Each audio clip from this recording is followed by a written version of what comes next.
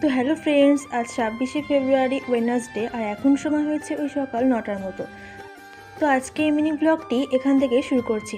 আর গাছের ফুলগুলো দেখো এত সুন্দর, চোখ ফেরাতেই পারছি না।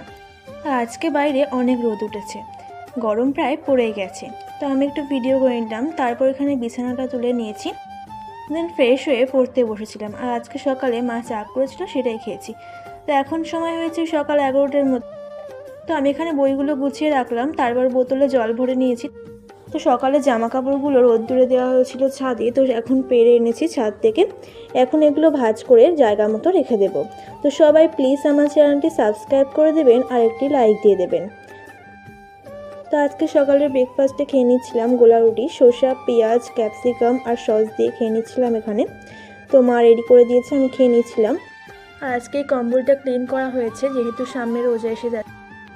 তারপর আমি এখানে ভিডিও এডিট করতে বসেছিলাম। তো সামনে এক্সাম, ওই জন্য আবার পড়তে বসেছি আমি।